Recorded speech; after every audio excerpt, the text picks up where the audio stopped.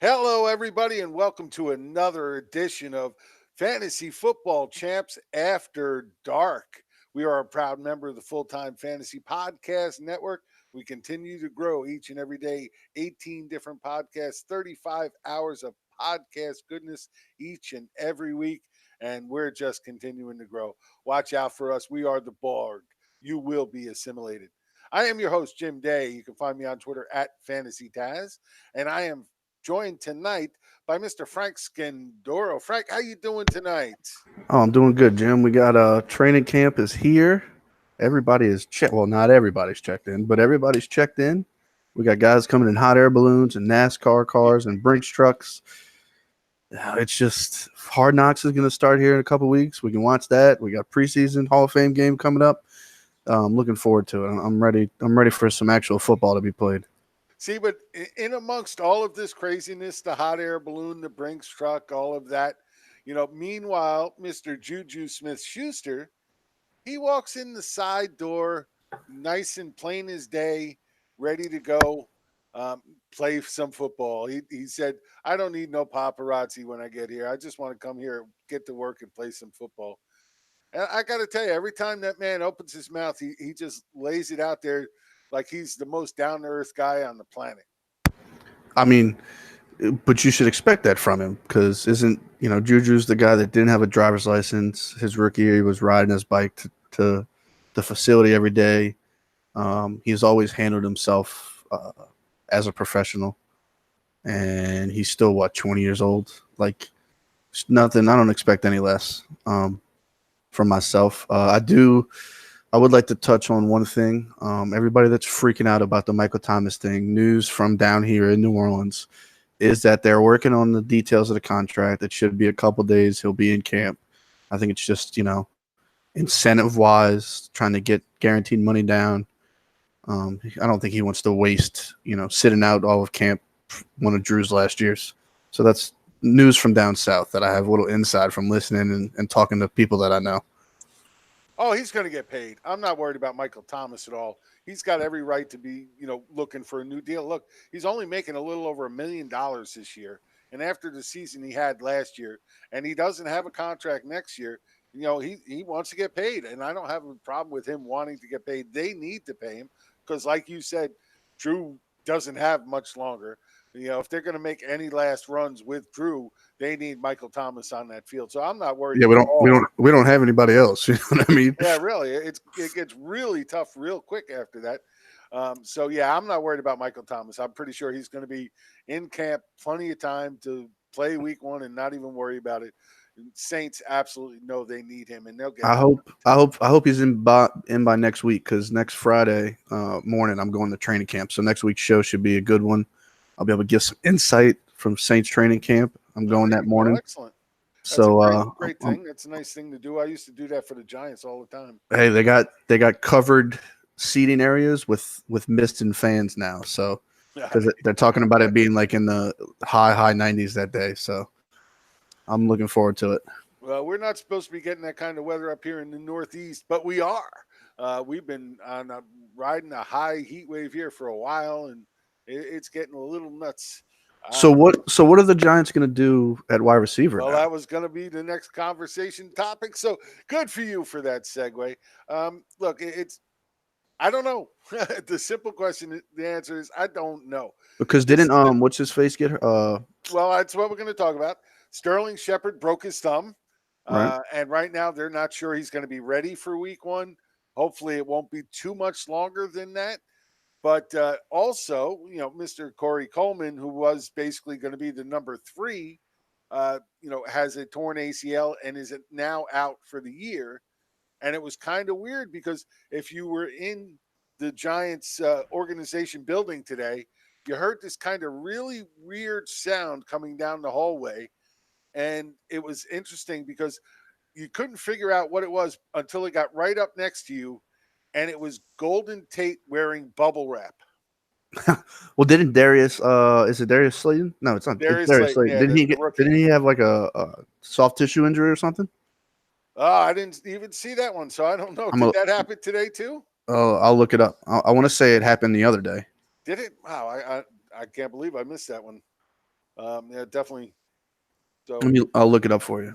yeah, so the bigger news is that today the Giants had the guy that's going to make it all right come in and work out for them, and that was Mr. Kelvin Benjamin. No, no Oh chance. Yeah, yeah, yeah. Darius Slayton suffers minor hamstring injury. I didn't see that one, so thank you for that update. Another one bites the dust. So I don't know at this point. Look, they wanted Is to it be a run Golden heavy Tate? team. They're kind of guaranteed to it now. So this is my thing. Golden Tate's only 31. He's had 90 receptions or more in 4 straight years before last year when he moved around between Detroit and Philly. He can be a wide receiver one in an offense. We've seen it. He was the wide receiver one in Detroit for all those years. So I'm not worried about that aspect. I'm more worried about, is it gonna be like it was last year where Shepard was the one after Odell got hurt, and then is Ingram, if Ingram's healthy. So really they only have three options right now in my eyes. They got Ingram, they've got Barkley, and they've got Golden Tate. If Shepard doesn't come back for week one. Yeah, it's going to be interesting to see how that actually works out. To be honest, I'm with you with there. It's got to give both Golden Tate and Ingram a big shot in the arm, but they have to bring somebody else in. There's no doubt about it. So it's going to be interesting to see who it is. It can't be Crabtree's Kelvin. still out there, isn't he? Yeah, he is, and it can't be Kelvin Benjamin. It just can't. If they No. end up signing Kelvin Benjamin, I'm done being a Giants fan. I'll never be a Giants fan again because that just makes absolutely no sense to me whatsoever. I was saying on Twitter they should be out there rocking and rolling for Des Bryant. Yeah, or even trading maybe for like a Brian Pringle in Kansas City now that Tyreek Hill's not going to be suspended. Somebody maybe on a bubble on a team, maybe a Cam Meredith or Rashard Matthews from us. I'd like somebody a little better than that. Well, but I mean, if you can get I him like for Rashard Matthews, though. if you can get him for I a like. fifth rounder, Oh yeah, you know what I mean? Which means nothing. I get you, but it's just killer how fast that all happened. But this is Gettleman, so let's be honest. Receiver. Tomorrow we'll get an update that Kelvin Benjamin has been signed to a 1-year contract. Well, that's what I tell you. That's why I'm going to become a Jet fan. Oh man, that's even I worse. hate Kelvin Benjamin. I hate Kelvin Benjamin. I think he's just such a waste. So hopefully that doesn't happen. So let's keep moving. Lots of news to talk about, and we may even have a special guest jumping on here soon. We're going to see what happens. But look, Adam Schefter came out today and said Melvin Gordon's holdout could be prolonged. We could be seeing him hold out into the season. At this point, there really isn't a lot for him to lose because I don't think they're going to give him a long-term contract. So he's going to have to try and force their hand. And the only way he's going to have any ability to force their hand is for his holdout to go into the season and them not being able to be successful running the ball early on. So if you're drafting now and you're looking at Melvin Gordon, where are you drafting him? I'm not going to be the guy from last year that drafts Le'Veon Bell and hopes that he comes back by week 10. I'm just staying away from it. It's not worth it to me. Let somebody else deal with that headache. And also, we talked about this maybe 2 weeks ago when it first came out that he was going to hold out, that he was on the tape, on Sports Illustrated's video that they took on him, the story, and he said that Le'Veon Bell should hold out because he should hold out the whole year if they're not going to pay him. So right then and there, you should have had the red flag should have went up, and you should have stopped taking him 2 weeks ago when we talked about it on the show. There's no reason to risk it. There's too many guys around him with Bell, who's back this year, Chubb. Who else is going around that turn area? Even Devontae Freeman. Maybe I would take Marlon Mack over him if he was there. There's just not. Why risk it? In the last couple of days, he's actually slipped to the beginning of the third round. Because people are nervous. They don't want to get. Oh, of course, I know that, but they don't want to be the Le'Veon Bell guy from last year. Any value to you in the third round? No, I just if he was there in the fourth and I'm on the 4-5 turn and he's still there, maybe. If I have two running backs and a wide receiver, or a running back and two wide receivers already, but I can't risk taking him that high and missing on a top-notch guy who. I mean, let's be honest. The guys at the 2-3 turn, if you're on the the top 4 picks after you take one of the stud running backs, those guys could finish top 2 or 3 in their position that are falling in that spot for that turn. So to me, it's not worth it to take a Melvin Gordon who you don't even know if it's going to play or not. And actually, we just got joined by a special guest, Mr. Hey, Brandon Murchison of the Woo Fantasy podcast, also part of our network. Brandon, thank you for hopping on. How you doing tonight? Man, I'm doing fantastic. A little short notice, but coming in for the save. You're bringing the closer in, baby. That's it. That's what we went for. We went for the guy that can bring it home. So, our audience probably doesn't know you too well. So tell everybody a little bit about yourself. Well, like you said, I am a member of the Full Time Fantasy Podcast Network with the Woo Fantasy Podcast. I You love got to when get he that does right. You got to get that right. that. But yeah, I do write for rotoballer.com. Been in the industry for about 5 years now, formerly with rotoexperts.com as well. But been involved in the fantasy game since 1996, so a little over 20 years as well. So a lot of experience under this hat here. I Well, was there you taking. go. I just want to let you know I was taking Lunchables and a juice box to lunch in 1996. If that makes you feel any better. I appreciate that, Frank. I appreciate that. What were you doing in '89 when I started? I was yeah. being born in '89. Woo. Man, yeah, 96. I was in a freshman in high school, getting scores off the USA Today on Monday morning to get my game scores correct. What they didn't, what we didn't tell you though, is Brandon's going to be the saver of the Orioles from last night, who's the center fielder that comes in. I don't know if y'all saw this. He threw it's the bottom of the 16th inning. They bring the center fielder in because they got no arms left. This dude's throwing 52 mile per hour, just junk.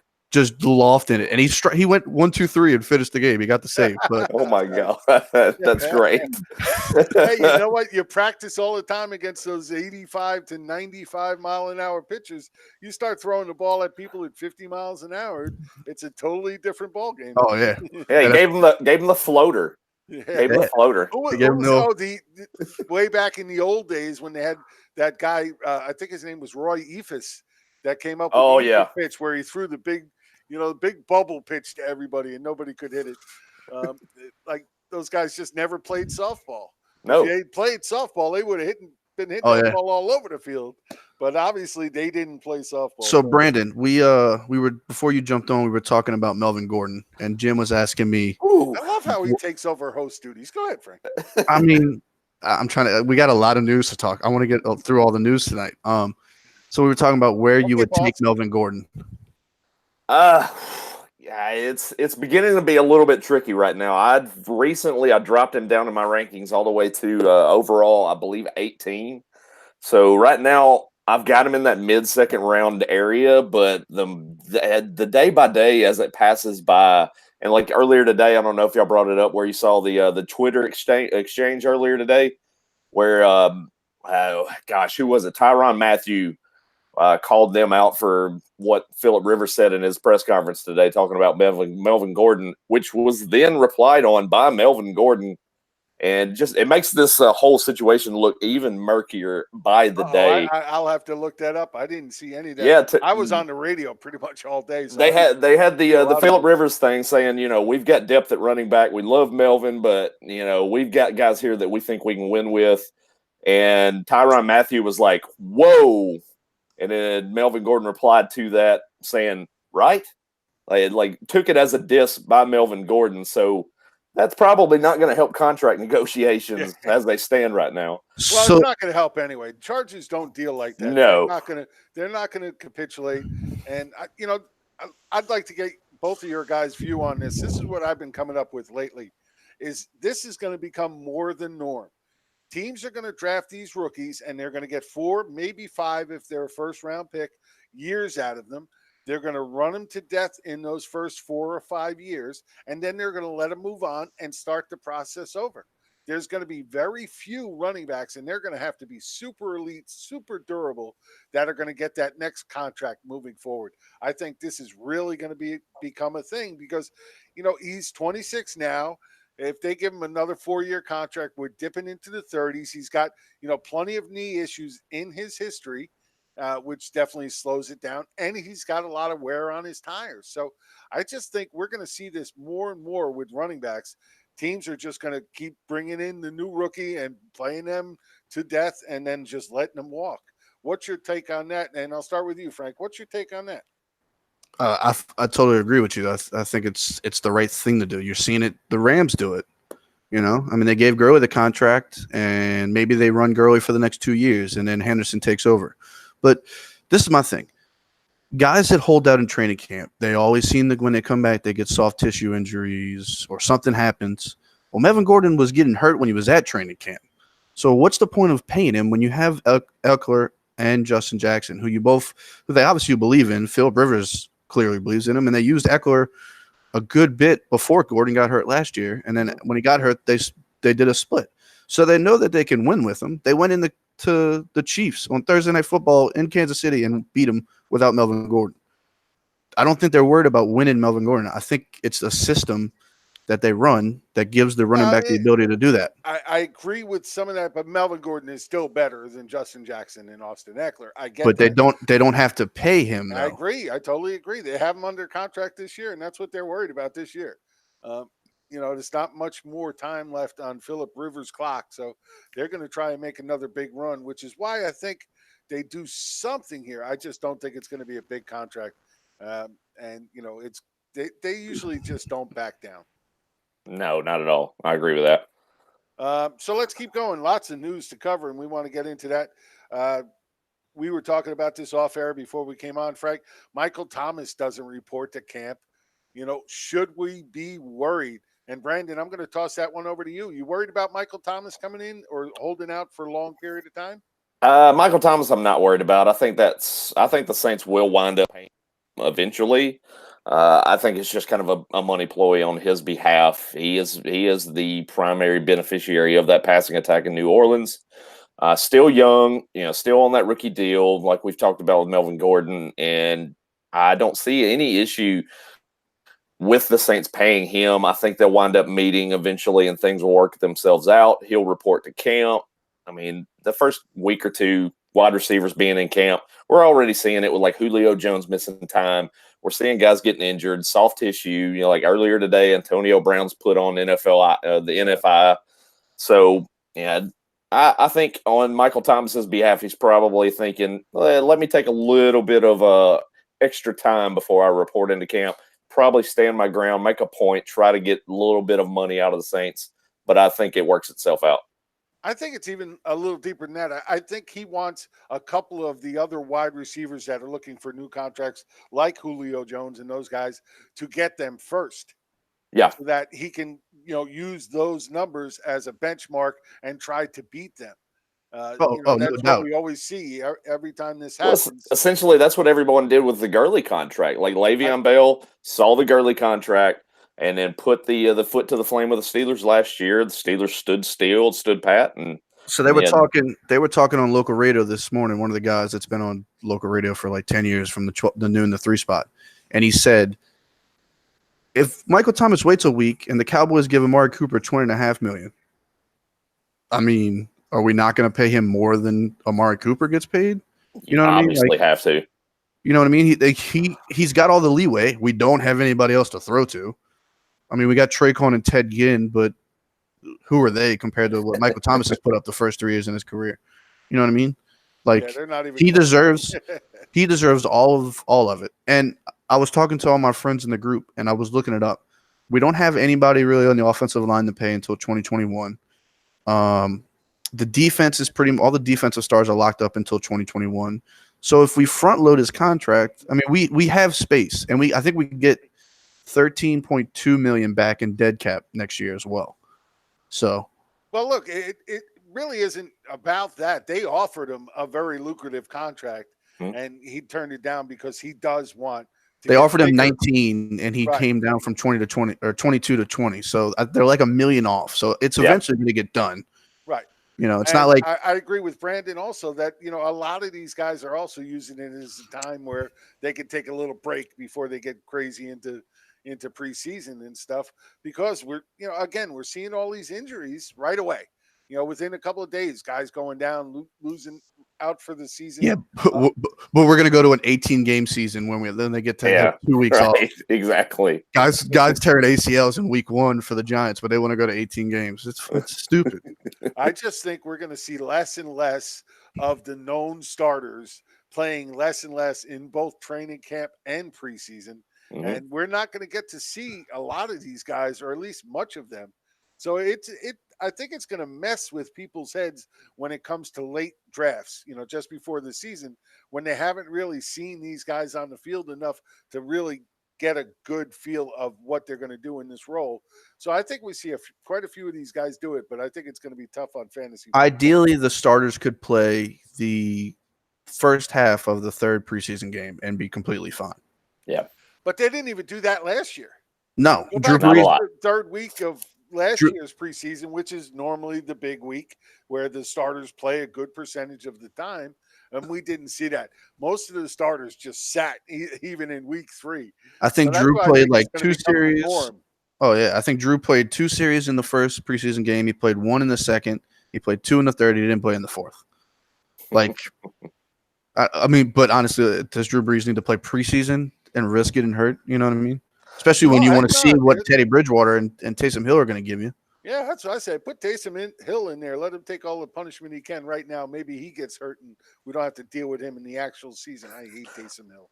And then Why do you conversely, if think- you look at it too, like it affects us in a fantasy realm when the first week or 2 of the season comes through. These guys are knocking rust off, getting Yeah, the right. preseason rust off in the regular season games. We're not seeing these guys come in and just popping it off, looking smooth from right out of the gate because they're not playing in the preseason. And that's absolutely right. You got to be a little concerned about that as well. It's one thing to say that they won't be on the field. They don't need that time, but it's another thing to say, well, they do need a little bit of that time. There's Mhm. nothing the same as being on the field, taking those hits, working with those guys in a, real live game before the actual season starts. But, at this point with so many guys going down, I think more and more coaches are going to hold off and pull back from that. And we're just going to get little snippets of plays here and there. And we're going to have to deal with that, which is going to be tough. I also think they go too hard in practice. Oh yeah, they've limited this practice schedule over the last number of years too. So you've got to go harder in that limited amount of snaps that you get in practice. I don't think. I mean, it's going to take somebody way smarter than the 3 of us to figure out what's like the happy medium for all that. But the Saints practice, I think 2 hours a day. I'm speaking for all of us at this point. Also, what Brandon was saying is that's why you bet all the unders in week 1. Exactly. A betting tip for anybody watching. You always bet the under in week 1, unless it's a high-powered offense. So let's keep going. We got plenty more news to cover. Of course, Zeke Elliott didn't show up to camp. Jerry Jones said he wasn't worried. He thought he'd be there. Well, he's not. Again, it's not like Zeke Elliott has been known for making great decisions.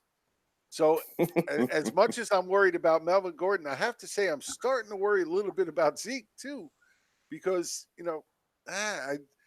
if he really thinks he can hold out and really get that big money, and let's face it, I mean, Dallas has to pay Dak. They have to pay Amari. If they're going to have to pay him too, it's going to be a big deal for them. They got to figure out where to get all that cash from. And I could see him holding out. And I'm not really loving the guys behind him. I know a lot of people think Tony Pollard could be a good guy for them, but I'm not really sure of that. I don't think he showed me enough to think he could take over that role or even part of that role and be successful. So that scares me a little. So I'll start with you this time, Brandon. What's your take on Zeke? How are you feeling? Are you still drafting him in that first 4 picks, or are you starting to get a little worried? If I'm in drafts right now, I'm still taking him in that first 4. I did see something earlier today that he was having a meeting with his representation, his agent, and everything. They were sitting down having a talk in a restaurant in Frisco, Texas. So maybe that is a sign of things to come. They're about to work on a deal. He's going to get out there to Oxnard and start practicing. So I'm not worried about it yet. If we do get into second week of preseason games, he's still not there. My knees start to rattle a little bit. Sweat starts to come down my brow. As a Cowboys fan, I begin to worry because, like you said, tell that about you. You should be no. You should be worrying as a Cowboys fan now, and not even about Zeke, just about the whole team in general. Just Oh, saying. no. We're going to take the division again this year. Come on now. No We're in chance. high hopes here. So, Actually, I think Dallas is going to have a solid team this year. I mean, they've got yeah. a lot of really good pieces in place. It's just too bad they got a lousy coach. But A yes man as a coach. I'll give that to you. Boy, Yes. did you hear what he's the puppet. Yeah. Jim, did you hear the question that's the reporter asked Jerry Jones No. about? So they asked him something about like, what does Jason Garrett have to do to keep his job for next year? And all Jerry Jones says was next question. Don't.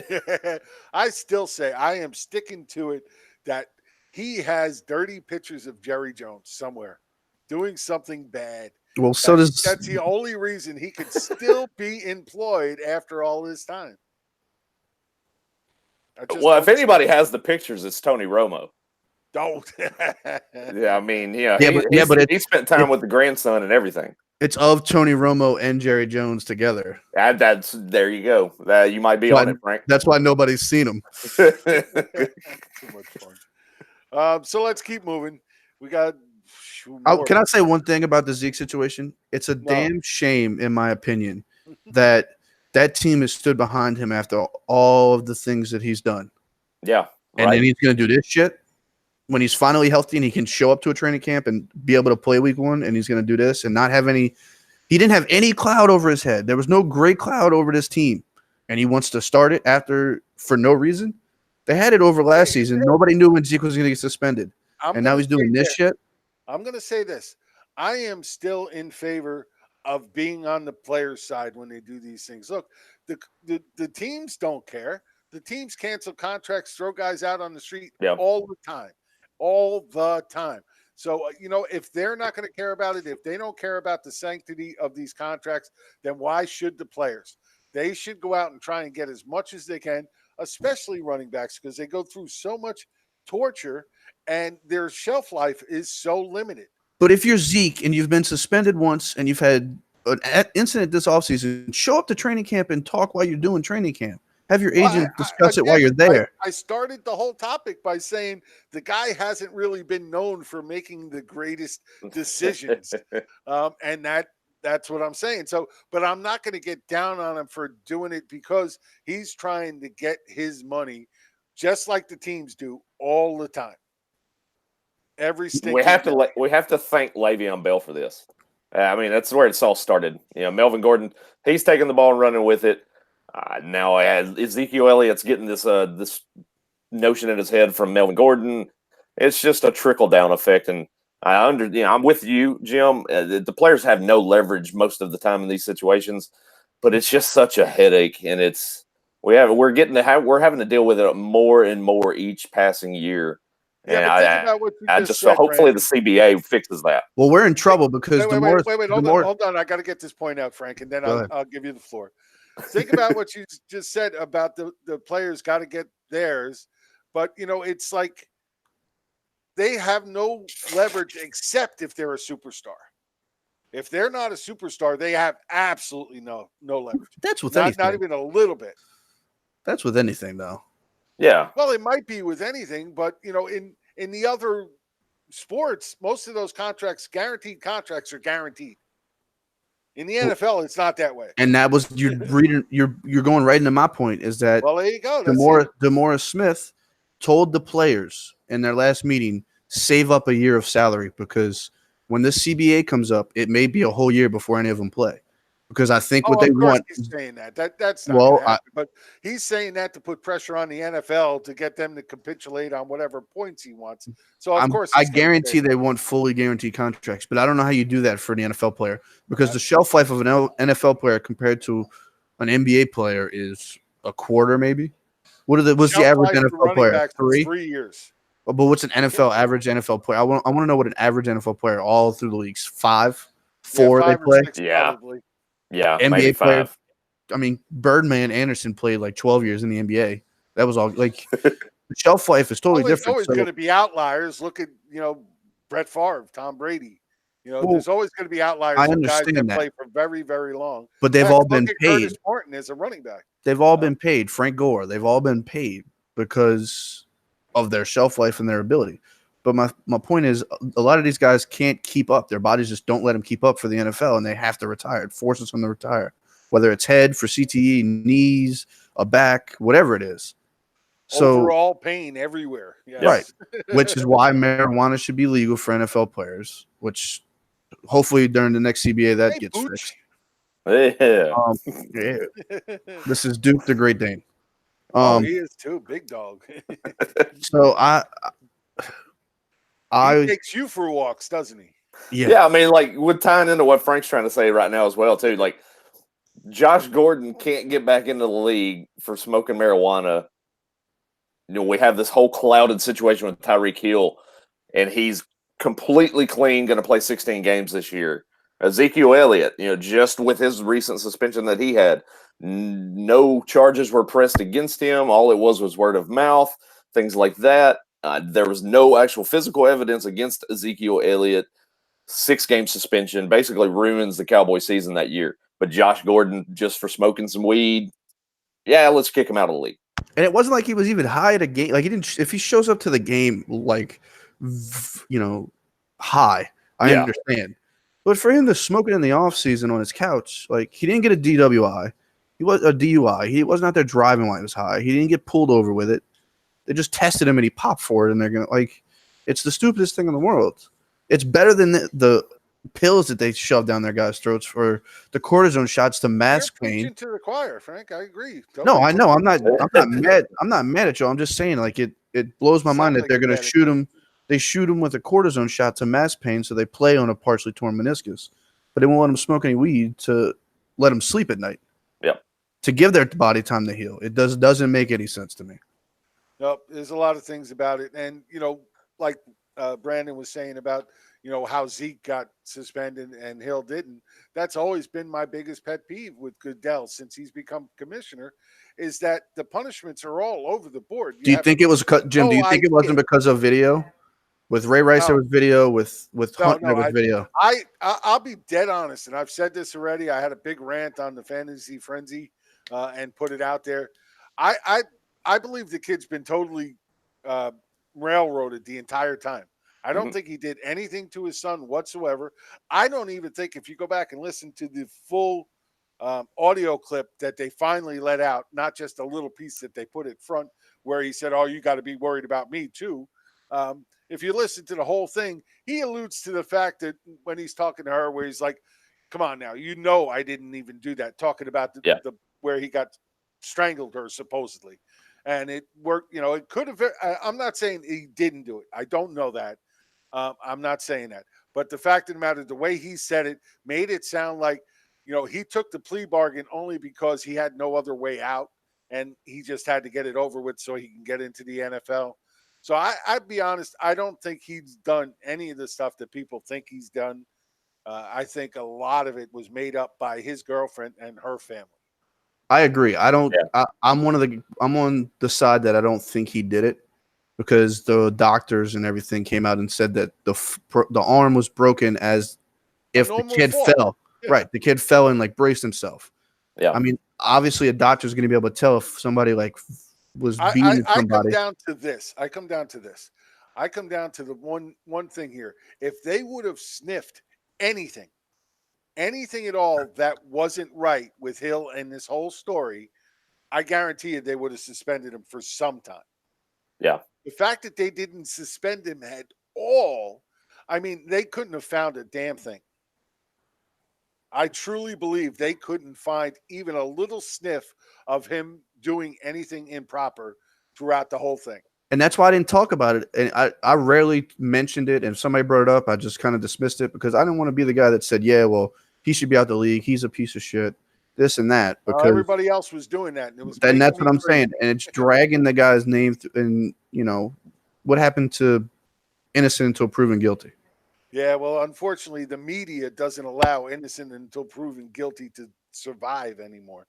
Not at all. Yeah, all of this stuff comes back to the media for me. So we won't even go that way. I hate the media. And we're part of the media. We're part of the media. I was about to say. I agree. I know it. It's on the edge there, but we're not putting out news content like that. and where Yeah. they pick and choose what they want to put out to get those extra reads and all that kind of stuff, because ultimately they're trying to save their world in news, because a lot of it's going away. So Mhm. but let's not even go there. We got a bunch more players to cover. We're going to hit them all, or at least most of them, uh, when we get out of here. Okay, so in Philadelphia, Miles Sanders, who missed all of OTAs because of a hamstring strain, is finally practicing. He's finally back on the field, but they are saying they're going to bring him along slowly, which makes sense when you're dealing with a hamstring. So, and I'll start with you this time, Frank. What's your deal with Miles Sanders? You think he's going to have a prominent role in Philadelphia right from the start? Do you think it's going to take a little while for him to really get ingrained? And do you ever envision him becoming just the main back in Philadelphia? Uh, I think for the first, let's say, 2 or 3 weeks of the season, it's more 50-50 split between him and Jordan Howard. And then after maybe week 3 or 4 and Sanders gets his feet wet, I think they give it more like 75-25 to Sanders and let Howard just kind of be like a goal line back or a short yardage back. And then I think Howard's gone after this year coming up. I think Sanders is the back that Doug Peterson has looked for his whole time while he's been in Philadelphia. He wants that LaShawn McCoy type that can do it all, kind of. So yeah, I think Sanders is the guy there for the to carve up the Cowboys defense for the next 5 to 6 years. Oh How boy, about here how we go. about you, Brandon? What are your thoughts on Miles Sanders? I'm kind of in the same boat with Frank there. I think it's going to be a majority Howard to begin the season. I mean, you just mentioned it with the hamstring pull. He's slowly bringing him back into the lineup, getting him some reps in practice. Yeah, what Frank mentioned earlier as well, soft tissue injuries beget more soft tissue injuries. So you don't want this guy going out there and rupturing something, like Kevin Durant in the NBA Finals. Felt like he needed to get into the game, force himself into the game on a bad leg to begin with, and then pops his Achilles. You don't want to see anything like that with Miles Sanders early in the year, where he just makes himself worse with more injuries on top of more injuries. So I'm seeing more that Jordan Howard's going to get a majority of the workload early on in the season, first 4 or 5 weeks of the season. They'll slowly ingrain Miles Sanders into that offense. We'll start to see more of that talent take over.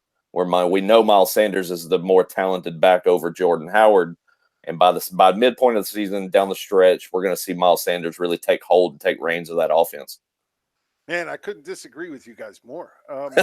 Yeah, We're looking at a guy who's basically had 1,000-yard season, couple years in a row. Last year, it just for whatever reason, him and Matt Nagy didn't get along, and he just didn't fit what I guess what they were trying to do.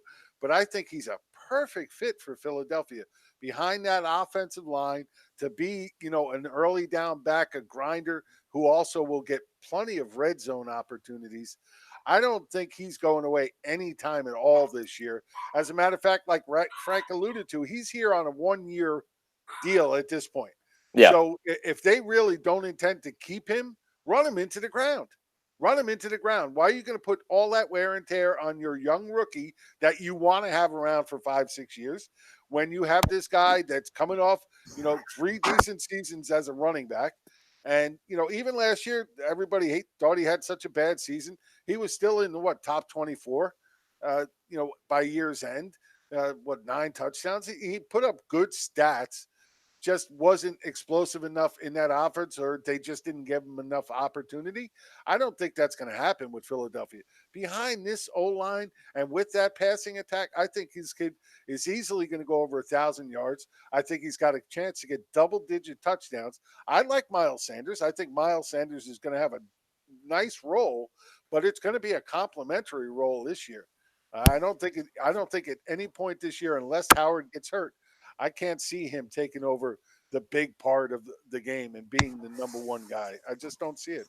Well, they are gonna let Howard take all the beating. That's what I mean. I think short yardage and goal line, Howard's gonna be the guy. And then when they spread it out like they've been doing with Wentz, they put JJ and they put Aguilar and they put Jeffrey and Ertz and Goddard, and then they're gonna have Sanders in the backfield. He's gonna be the guy that spreads it out, kind of what Darren Sproles and Corey Clement were doing, but he's just gonna do it better. I don't think you're gonna see a lot of Sanders running, in the A gaps. He's going to be on sweeps and the RPOs to the outsides. They're going to maybe probably line him up at wide receiver, in the slot a few times, I would assume.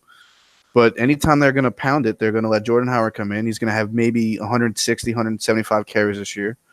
A lot short yardage. He's going to probably average maybe 3 or 4 yards a carry, but he may have 8, 9 touchdowns with that offense. Yeah, we'll see. It's going to be a good point. I've been loving where I've been grabbing him. I love Jordan Howard, so I agree that he's a great running back. I do love him. I just think he's in a shitty situation. He's a great running back, but I think he's a damn good one. He's one that shows up to training camp. For whatever reason, it didn't work. That's true. Chicago last year. So yeah, just that offense in general was just horribly inefficient last year. So yeah, right. I think that's what ruined Jordan Howard last year was just the inefficiency. And now you're on a better offense. There's a higher ceiling for Jordan Howard, but there's not enough balls to go around in that backfield. I think last year they had a problem with the fact that Foles took him to the Super Bowl and won the Super Bowl after Wentz took him 11-1. And then Wentz jumps back in. He doesn't perform that well. Then he gets hurt, and they put Foles back in. That whole offense, I think, was, somewhere on favor of Foles. Jeff Hostetler? Yeah. Yeah. I think that offense they didn't have, a good camaraderie. Now Wentz is there to be the leader. Foles isn't there anymore. That he doesn't have to look over his shoulder. Oh, maybe if I throw 4 interceptions, maybe they'll put he'll put Foles in. It's going to be Wentz's team from here on out. When he has to stay healthy, he signed that really big contract. But you know what? That really big contract is set up in such a way that Philly has a nice little out after this year if Wentz gets hurt again and can't stay on the field. This year, I think he's making a little over $700,000 in that contract. And at the end of the year, the Philly has a buyout option where they can buy him out of the rest of the contract and move on if he gets hurt again. So once again, do you think if he gets hurt again, the Eagles, but the Eagles front office is one of the best in the business. Do you think if he gets hurt again, they trade him? I think if he gets hurt again, let's say a team loses a quarterback for the year. I don't know, a young quarterback that they have on a contract that they like. Let's say Dak gets hurt and the Cowboys end up with the first pick. Do they trade? Trade for the first round? The number one pick? Reason they're going to let him walk is if he misses a good amount of games. I'm not talking 1 or 2, but if he only plays 8 or 9 games this year, that's what I'm saying. Let him walk. Say Brady gets hurt. Somebody goes low on Brady and Brady gets hurt, and in week 1, and the Patriots end up for some weird reason, not that it would because it's Belichick, but they end up 2-14. Because they don't have Brady, they don't have Gronk, and they got the first pick. Do the Eagles trade Wentz if he only plays 8 games to New England for the first pick and take Tua? Because I don't think Tua is kind of Brady's. If he misses another bunch of games, he's not getting. Nobody's giving him a first-round pick for him. Well, I mean, because they'd have to give him a first-round pick and a new. He's contract. definitely the quarterback for Belichick's offense, though. Say it's a fluke injury. It's not like the back again. He's a great quarterback. He could be a quarterback in anybody's. Nobody is saying the man can't play quarterback. Every time he's been on the field, he's been playing at MVP levels. Yeah. So he can absolutely play this game at a high level, and nobody's going to doubt that. The problem is if he gets hurt again, now you're looking at 3 straight years where you had to deal with that. As this is your guy. You've been grooming him. You want him to be your guy for a long time. You give him a big contract, but you make it in such a way that you have an out just in case he gets hurt again. To me, that's just smart business. I agree, but I also think that if something were to happen and it wasn't a back injury, he hurt an ankle, he gets concussed, and they sit him for 4 or 5 games, I could see them if trading him for a high pick next offseason, don't know if he gets that high a pick. They obviously would have to give their first also with it. I mean, they would have to do something, but they could trade him to Pittsburgh to replace Big Ben. I mean, there's plenty of opportunities that somebody could fall in the top 5 where they could grab a Tua or a Justin Herbert that's coming out. If the Eagles want to rebuild that way with that defense, bring a rookie quarterback in. If they don't want to sign Wentz, because you just let Foles walk. So if you're going to let Wentz walk the next year after that, you got to do something to make that fan base happy, or they're going to burn the whole goddamn stadium down. That fan base is never happy, though. That's true. You got to do what's good business. So let's keep moving. That's enough on Wentz. Here's the big news of the day. Everybody's chirping about it all over Twitter. Is Miami? I can't believe there's so much chirping going on about Miami running backs, but there are. News out of today and yesterday was when they stepped on the practice field, the first running back to come out and play was Kellen Balaj, not Kenyon Drake. And now this is something that also seemed to happen a lot in OTAs. And everybody's saying, "Oh, well, Drake's so much better." And this team, even though it was under Adam Gase last year, they gave away a lot of work for Drake to Frank Gore. So, now there could be something in this to where all of a sudden, the team obviously likes Kellen Balaj. I'm not exactly sure why. I haven't seen anything from him that makes me think he could be a great back in this league. But obviously somebody in that team does, or in that front office does. And, I got to see, and I'll start with you this time, Frank. Are you worried about Kellen Balaj taking over the role for Kenyon Drake, or maybe eating into Kenyon Drake's role enough that both of them become, fodder for fantasy and you can't trust either one?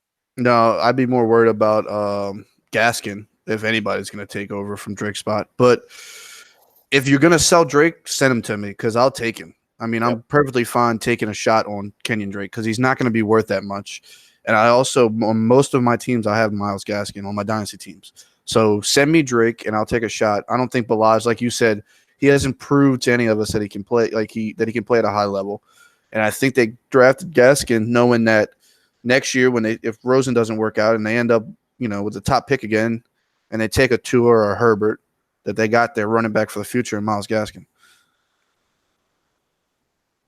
Well, I'm not really sold on Myles Gaskin either, so we'll see how that works out.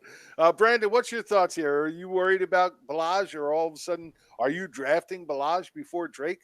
Are you buying into this mess or not? Not buying into it whatsoever. I think what they're doing right now, you got a new head coach in there with Brian Flores coming from the New England system. He's what they're doing. I believe you've got Kenyon Drake in the last year of a contract. They know what they've got in Kenyon Drake. They've seen him before. Front office knows everything about Kenyon Drake. Brian Flores is really getting more of an extended look in what they've got in Kalen Balaj the second year back. I mean, we saw him on a limited basis last year. Outside of a 75-yard touchdown run that he had last year, it's just not he was not a very efficient runner. And so I think they're kind of seeing what they've got in a Kalen Balaj, because what they really have behind Kalen Balaj, and what Frank did point out, is Myles Gaskin. I am really kind of high on Myles Gaskin myself. I think he's more of the heir apparent to a Kenyon Drake if they let Drake walk after this year, which is more than likely going to be the case. So I think Kenyon Drake is going to wind up being the player to own in that backfield, just strictly for the point of the fact that he is on the final year of that deal. They're probably going to feed him the rock and let him walk. Well, I'll tell you what I'm doing with that backfield. Absolutely freaking nothing. Staying away. I don't want any part of this. Again, I could see them both having a decent enough role that neither one of them is a good fantasy buy. And that's scaring the bejesus out of me. So right now, I'm staying away, and until we see a major change as we get deeper into training camp, or maybe preseason, where all of a sudden it's clear that Drake is the starter, going to be the big back. I think I'm just staying away because I'm not a believer in Kellen Balaj. And you talk about that 75-yard run. Heck, I could have run through that. He didn't get touched a single time on that. All right, first of all, run. Well, all right, calm down. Just pump the brakes there, Mr. Jimbo. You're not all right. You just literally just said you were out of high school when I was bored. I don't think you're running through any holes, okay? I could have run through that hole. Was big enough. I could have run through that hole. I agree with you, but I don't know about the 75 yards, but I could have run through that hole. 7.5. Yeah, there you go. If Kenyon Drake is going to be my RB4/RB5 when I draft him, I'm fine with it. Yeah, because he hasn't fallen that far yet. That's what I'm saying. I'm not taking him unless that's that's what's going on. And that's the good thing about this is the Kalen Balaj news is that Drake stock is going to continue to dip down. Yeah, him and Golden Tate are going in opposite directions. Yep. All Are you talking about Mr. Bubble Wrap himself? Yes. He looks like that kid from Little Giants when he's, the one that blows the snot bubbles. Yeah, there you go. Because the Giants got him wrapped in bubble wrap now. Like, not another one going down. So let's keep moving. We got more things to cover here. Let's see. Jack Doyle is back at practice. Now, I don't know Colts if tight end you one. listened to me before, but I love Jack Doyle. I've been, especially where he's going right now. If you look at the FFWC ADP for the high stakes leagues, I mean, you're getting him in the 13th to 15th round, depending on the draft. And man, I love that. I love that to death. If you look at last year, and that's really all we have to look at with the two of them on the same team, on the same field, when they were on the field together, Jack Doyle doubled all of Ebron's numbers except the red zone. And I expect that to be the same case this year. He's still going to be more of an every down tight end for them. And Ebron is going to be the big play guy, the red zone threat, because he is good at that. Luck seems to obviously trust him in that role. So he's going to do that. I think Ebron this year is going to be a good player in a best ball type situation, but I think he's going to be a tough start in season-long leagues where you have to decide to start him every week. When Jack Doyle and Ebron were on the field at the same time, Doyle was like 74.2% of snaps, and Ebron was like 26%, which is your point to the red zone. High. It wasn't quite that high. I thought I saw something where it was almost like 74. It was pretty much 2-1. Yeah. Okay. So what, 66 to 33? Yeah, basically that number. 2-1 across the board. And he's going like 7 rounds after him. I agree. That's what I've been trying to tell people. And I think all three of us are going to agree on this because I love taking a shot, like especially if you get one of the Kelsey Ertz, Kittle in the runs round 2 or 3, that you can take Doyle and 14 as your tight end too as your backup. I mean, you know what? It's if crazy. I grab one of those top big 3, I don't think I'm grabbing a backup unless it's a really deep league. If it's a regular normal league, I'd rather take another shot on another running back or another wide receiver and see what happens. It can always become waiver fodder. But if I start with one of those big 3 tight ends in a league where you only start one, and but in a tight end premium, a normal year, no, a premium is different. That's a different story, of course. Yeah. That changes it as well. Because who plays in regular tight end leagues anymore, Jim? Jesus, 2019, man. Everybody. I'm glad you feel so elitist, but there's plenty of people out there elitist. One tight end leagues that don't have premium scoring.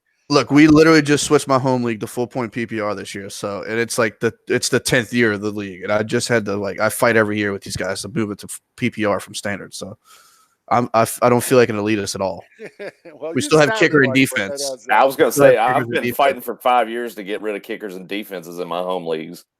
It's not winning it. A while ago, I asked to get rid of kickers and defense and move to a flex, and they're like, "Why?" And I'm like, "What do you mean? Why? Like we've had it this way for years. Why change?" Why are we going to change something if it's not broken? All you want to do is change the league every year. You and your little Twitter world. All y'all want to do is change the league. And I'm like, it makes the league better. Like kickers and defense, 2 most volatile positions in the world. Who wants to lose to the Bears defense when they put 29 points up in 1 week? You're not coming back from that. I don't care who's on your team. Now, I've been the league that I've been in since '97. We are still in standard scoring, limited point bonuses or things like that. I mean, so if you win a game a week, you're winning 42 to 30. I feel sorry. It's archaic. How do you keep it really up? Is. Just because I'll give you a better stat. Exactly. I'll give you a better stat. I haven't played in a standard league for at least 10 years. Good for you. That's the only one I'm in anymore. That's for sure. I can't stand it. Everybody says, how's it right for a guy to get 1.1 points for catching a 1-yard pass? I don't look at it that way, and I don't care about that stupid 1-yard pass, that one play that happens once in a blue moon. You know what I care about? I care about the fact that there's so many more players that become viable options that make the strategy of the game so much better that it's just more interesting for me. See, my buddy said the same thing the other way, Jim. They said it makes worse players more valuable. More valuable, yeah. But that's what the argument is. I agree with that, but they're not always worse players. I mean, look at Jalen Richard last year. He was But a strong player they for think Oakland. they think that it's a worse player that gets more value, and But and I'm okay with that because it adds to the strategy of your draft. When you're doing a standard league, I mean, there's not a lot of strategy in that. You're looking for guys who score touchdowns and score touchdowns only. That's Yeah. what you're looking for. That's the only thing. When you're looking in PPR, you have different strategies you can use. There's different players you can go with. You can take chances on some players more than others because they catch passes. Man, I can't get away from that at all. There's just no way I could ever play in a standard league do y'all again. play in any leagues that do waiver wire still? Oh yeah, absolutely. Yeah. Oh, You mean Yeah, as you're opposed talking to you're fast? talking about like a straight down the line waiver wire. yes. Yeah. Yeah, No, I I'm in have a couple of those. Yeah, myself, Yeah. I do too.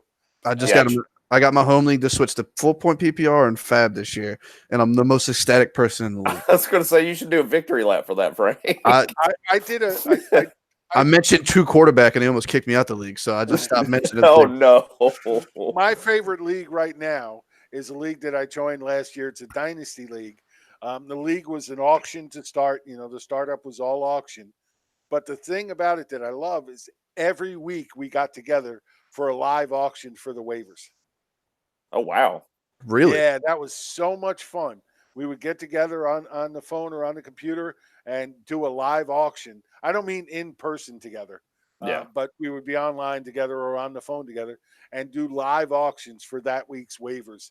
And that was so much fun, so much good interaction, people involved. And, there were guys that couldn't make it this week or that week, and they either had somebody sub for them or they didn't pick up any players that week. But for the most part, we had pretty much everybody there almost every week. Did y'all get an auctioneer? Well, That would the be epic. commissioner was acting as the auctioneer. Yeah. No, I want like a real life guy that does it. Guy all over the time. conference call going, Yeah. "Hey, I got $1 here, $1 there." Actually, that would be pretty funny. I might have to look into that, hire one for next year and see what people think. That would be pretty fun. So let's keep going. We're almost out of time. So I'm going to really talk about one more thing. And of course, this involves the San Francisco running back situation, which is everybody's got pins and needles on trying to figure out. Matt Breida. Three-headed monster. Three-headed monster, but now it's two-headed because at least for now, Jerick McKinnon has already had his knee flare up after the offseason knee surgery. And well, Go not even figure. off season. It was actually last year. And he's already had that knee flare up, and now he's on the active PUP list, which he can come back from that anytime. People get caught up when they hear PUP and oh my God, he's out for the first 6 weeks of the season. No, that's the reserve PUP list. The active PUP list they can come off of at any time. But the problem is that if he's dealing with a knee flare up now, this is a guy that got a ton of money from a team that he still hasn't played one snap for. He probably will never if his knee keeps up. Yeah, And I faded running back in Scott Fishbowl, and Tevin Coleman is my RB2, and I'm so excited about it. It's Tevin Coleman season. Well, Yeah. And I also wait, picked up Matt wait. Take a Matt step Breida the back. round after. I'm so happy about this. Take a step back for a second. First, I'm going to be in a red singlet next year. Last year should have been Tevin Coleman's season. Yeah, but that's different. He wasn't with Kyle Shanahan. He was with stupid, whatever his name is. No, I get that. Stop raining on our parade, Jim, and just let us enjoy it for fun. Let me take my victory lap. Offs to those running backs. I get that. And Jerick McKinnon not being there definitely solidifies Tevin Coleman a little bit. But I was going to get to the point that you kept saying, Frank, is that I like Matt Breida because right now he's going so far deeper into the draft that you don't have to put any draft capital in to get him. Love him. And, why not take the shot on him? If Coleman doesn't live up to what they expect, we could see a lot more of Matt Breida, especially if McKinnon ends up. Yeah, but Breida also can't stay healthy. So. Brittle. Yeah, he's brittle, but the man played through almost all of it. Plays hard out. I agree. I had him last year in my home league, and he was like the only running back I had. I was starting him and Doug Martin, so I agree that he give works plenty of credit to guys that they get hurt, but they get right back on the field and keep playing.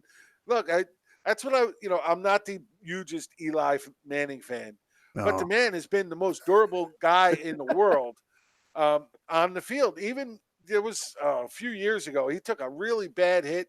The ribs were bad, and they were saying, "Oh, it looks like he's going to be out 4 to 6 weeks," and he started the very next week.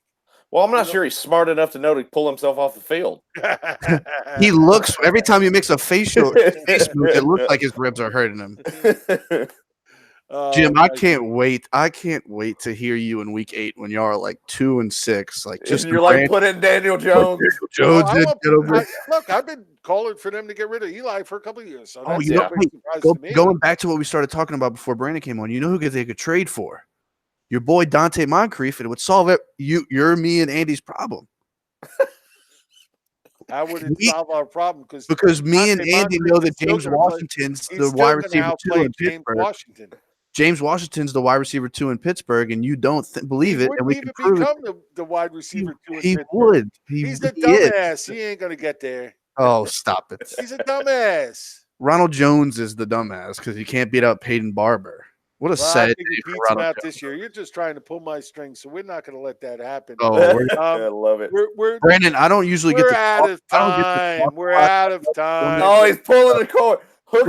He's hooking him. And then earlier when he said I was taking over everybody where they can find you and what you got going on. Of course, I'm Roto Superstar on Twitter. Of course, like we mentioned earlier as well, I am the host of the. I love that humble Twitter name though. Why'd you interrupt the man? I'm doing my plug, man. Jim, started doing the woo. Jim, mute yourself so he can do the woo without me interrupting. I gotta do the woo fantasy. That's how you do it, ladies and gentlemen, right there. I take it you're a Ric Flair fan. Oh God, man! Even back in the day when I was a little kid, used to go watch him here in the Coliseum and locally in Jackson, Tennessee. Just stealing, wheeling, dealing. Yeah, back in his good old days when he was on coke and drank all day long. Dude, did you watch the HBO documentary? We're not talking about wrestling. Frank, Jim, tell everybody I am a co-host, and I can talk about what I want. No, you can't. I don't want to be a co-host next week. I'm putting my foot down this week. I told you last week I was going to put my foot down. We're co-hosts here. You are the main host, but I'm a co-host. How does that work now? Frank? You pulled that trick 2 weeks ago, and I got confused. I'm watching it now. Not letting it happen anymore. Okay, so folks, this has been, of course, the FF Champs After Dark. We are a proud member of the Full-Time Fantasy Podcast Network, continuing to grow, continuing to do great things. Most of the network just signed up with Clipcast. If you haven't heard about Clipcast, go check it out, clipcast.app, A-P-P. It's a great little new service that they've come out with where you can take little clips of all the different podcasts. You go to their site, you can search. If you just want to know what's going on with Ezekiel Elliott and who's talking about him, you go in and put his name in, and you get all the clips of all the different podcasts that are involved, and you can read through them and see all the different opinions on Zeke Elliott. It's a great new thing, and I'm really into it. And most of us have joined already from the podcast network. And today, Clipcast already came out and said that Matt Berry and Field Yates and their podcast from ESPN is going to be joining it as well. So going to be a lot of eyes on that Clipcast. So it's a great tool, and you're going to see a lot of our podcasts putting out clips out all the time. Don't forget to check us out over at ffchamps.com. We have our draft kit is live with tons of information, more coming each and every day. We have our draft tracker tool. You can put your league right in there. When you go to do your draft, we will give you recommendations of who to take every round based on not only who you have, but what every other team in the league has, and knowing how to get it past that. It's a great tool. We have customizable cheat sheets, just a lot of great things. I think over 300 player profiles, just tons of information. So come on out, check us out at FF Champs. We actually have a promo going right now. If you use promo code 2019, you can get $40 off a premium membership. And if you use promo code DRAFT, you can get $20 off a basic membership. So come check it out. And then last but not least, I couldn't get away without saying this, but if you want to play fantasy football, you want to draft with the big boys, go over and try it at playffwc.com. We have drafts going every single night, everything from $35 starter leagues in best ball and season long, all the way up to, of course, the online championship and soon coming the world championship in Vegas.